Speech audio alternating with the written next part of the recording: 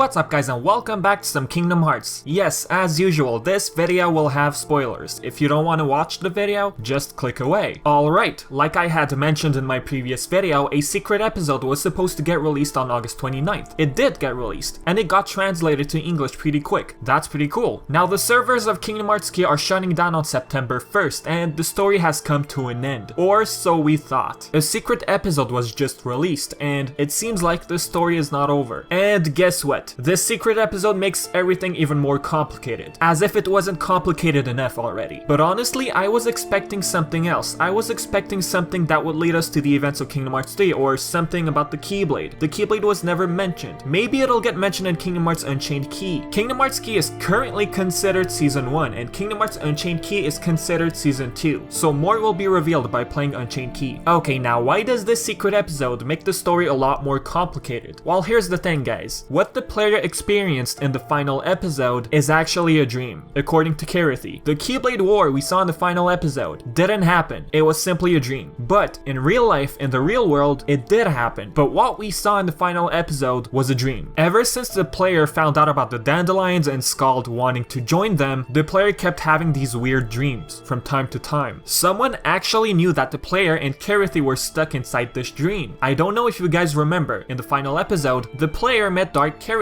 and Dark Karathy mentioned, "See you in another dream." So that sentence right there actually has a meaning. When I first heard it, I was like, what? But there's a bit more clarification this time. I might be completely mistaken though, but I think that Dark Karathy knew that Karathy and the player were dreaming this whole time, while the player was technically dreaming, and Karathy was part of that dream. That's what I'm trying to say. Here's the question though. Could Daybreak Town be in the realm of sleep? Players who lost their heart during the war in the real world, they ended up in the realm of sleep. Thanks to Kingdom Hearts and the light within their hearts, the world, Daybreak Town, didn't completely disappear in the darkness. It simply ended up in the realm of sleep. So pretty much everyone who lost their hearts in that battle, they ended up in the realm of sleep. Let's look at it this way. The war happens in the real world, right? Does that mean that Ephemera and Scald send the player to the dream world? No. Here's the thing. How would they send them to the dream world if the world still hasn't gone to sleep, right? Here's what I think. Ephemera and Scald send the player to the Unchained Realm, aka a world which doesn't include an endless loop of dreams. We can also call it the real world, but we still haven't seen that yet. We just had a sneak peek. Yes, the player held Ephemera's hand, but that's all we saw. It was all a dream. We don't know what happened next. The player woke up from that dream. That's all we know. Okay, the war happened in the real world. Ephemera and Scald eventually realized that they were stuck in the realm of sleep. We don't know how, but they just found out. And because of that, they were looking for ways to free all of the players. Or who knows guys, Ephemera and Scald never existed in the real world when the war happened. Maybe Ephemera and Scald could be from the outside world, the real world, and somehow they found out about the realm of sleep. They found out that Daybreak Town was stuck in that realm, and what they decided to do is to go in there and save the players. If that's the case, then Scald and Ephemera are asleep somewhere. We don't know where their bodies are. Okay, let me explain this slowly. I know it's confusing. If Scald and Ephemera entered the realm of sleep, then they're pretty much asleep in the real world. Their bodies are somewhere, but we don't know where. I might be overthinking a bit. Scald and Ephemera were probably part of the war, and they existed in Daybreak Town. Okay, let's not complicate the story too much. If Daybreak Town is actually stuck in the realm of sleep, then could this explain Karathy? Yes, the Master of Masters created Karathy, but the Master probably knew that everyone was stuck in the dream world, including him. And maybe this Master of Masters probably escaped this sleeping world and entered the real world. We don't know yet. Okay, Karathy is from the realm of sleep, but how about the Heartless? Heartless can't enter the realm of sleep. But here's the thing guys, Heartless always existed. They're creatures created from the darkness within people's hearts. And I'm talking about pure blood Heartless. Let me repeat, Dream Eaters, such as Karathy, only exist in the realm of sleep. Since the Master of Masters was stuck in the realm of sleep, he was able to create this creature. Who knows, maybe Karathy never existed in the real world. What do you guys think about that? Dream Eaters probably began from Karathy. Look at Dark Karathy. Dark Karathy mentioned that Karathy is its player. If Dark Karathy was created from the darkness of Karathy, then wouldn't that spread around eventually, creating other Dream Eaters? I mean, the Dream Eaters, yeah, they exist in the realm of sleep, but they probably started from somewhere. Okay, yes, Karathy talks. The other Dream Eaters don't talk. While in the realm of darkness, there's Heartless. We don't know how it all started, so I guess the same can be said for the Dream Eaters. Then again, the Master created the Dream Eater. Meh, I'm gonna leave it at that. Okay, let's talk about Skald. The name Skald means goddess, a goddess who decides the fate of people. So in the dream, we see Ephemer and Skald. Skald's role was probably to send the player to this outside world. That's the fate that was decided for the player. And we could call this outside world the real world. Yes, in my previous video, I said that the outside world is probably a realm in Kingdom Hearts or stuff like that, but after watching this secret episode, it seems like we're dealing with something different. Master Ava probably knew about this dream world. Eventually, she realized that everyone was stuck in the sleeping world. She maybe kept it a secret this whole time, for unknown reasons. So basically, this whole time, everyone has been stuck in the realm of sleep. By forming a group called the Dandelions, players would be able to escape this realm of sleep and enter the real world, known as the outside world. But I have a question though. You're forming this one group, but what about the others? Why leave them stuck in the realm of sleep? Is that the fate that has been decided? It sounds pretty much complicated, guys. Like I said in the beginning, this secret episode made the story a lot more complicated, but I guess we'll find out more in Back Cover and Unchained Key, also known as Season 2. Now that's not all for the secret episode. In the next scene, right after the player and Karati leave, we see Maleficent on the other side of the thorns. I think this gives us a bit more ideas on Daybreak Town being in the realm of sleep, and I'll get into that pretty soon. The scene begins with Maleficent saying seems like it went well. Sora and the others can't meddle in this world? Okay. Maleficent is an enchanted dominion, and the thorns we see are the thorns we saw in Birth by Sleep. How is it possible that she's back to those events? Could she be in a sleeping world? Could enchanted dominion have fallen into the realm of sleep? Who knows, maybe that might be the case actually. Could she have time traveled? It's possible to time travel. A version of oneself must exist in the time at which they want to travel. But I don't understand why she would decide to time travel. How would we explain Karati and the player in the enchanted dominion? They weren't present during the events of Birth by Sleep. Let's get back to the idea of the enchanted dominion being in the realm of sleep. Why would Maleficent decide to go there? How did she even get there? She probably found a way. Let's keep it at that. During a cutscene in Recoded, Maleficent talked about the Book of Prophecies. She eventually found out about it, and in order to find it, to make it easier, she decided to enter the realm of sleep. She knew that Daybreak Town was in the realm of sleep. Okay, she went to Enchanted Dominion, but that world is also asleep. Since both worlds are asleep, I'm sure she can find a way to travel to Daybreak Town. Let's add Xehanort to the equation. What if she found out about the sleeping worlds due to Xehanort? In Birth by Sleep, Xehanort met Maleficent, and he told her about the outside worlds and stuff. He also told her about the 7 Princesses of Heart. Maybe after the events of Recoded or Dream Drop Distance, Xehanort told Maleficent about the Book of Prophecies. He probably decided to use her again. He told Maleficent to enter the sleeping world and find the Book of Prophecies. Plus, Xehanort is back to normal after Recoded. Xemnas got destroyed in Kingdom Hearts 2 and Ansem got destroyed in Kingdom Hearts 1. Okay, let's leave it at that. Next, Maleficent mentions where did he go off to again? I'm probably sure she's talking about Pete. If she's in the sleeping realm, could Julius probably be Pete? Could Pete have turned into Julius? Think about it. Before Julius appeared, we saw this light. Maybe that's when Maleficent entered the realm of sleep.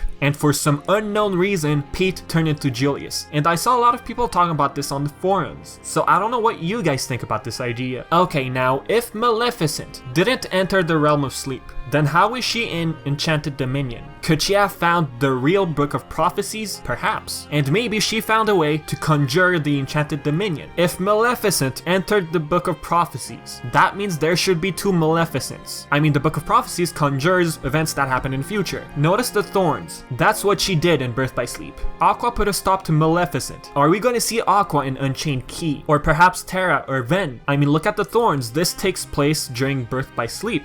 The trio visited this world. Could the same idea be applied in the sleeping world? 2 Maleficents? Not really. The world fell asleep, okay, but it fell asleep when Maleficent left. The image playing in that world doesn't include Maleficent. And we could say the same for Sora. Sora visited Traverse Town. We didn't see another version of him, so there you have it. Alright, so to my understanding, we see Maleficent on the other side of the thorns. The player pretty much visits this conjured world, and we have Maleficent from the future. If this world is a projection, then she can easily find the book. All the worlds are connected. It's the book we're talking about. So yep, I'm gonna end the video right here, guys. I know, it's complicated, but hopefully we'll get more in back cover or Unchained Key. Now tell me what you think, guys. Do you agree or disagree with stuff that were mentioned in this video? Mention everything in the comments. And like the previous video, I'll leave the link of these cutscenes in the description so you guys can check it out. Anyways, I've been Vivi, and thanks for watching.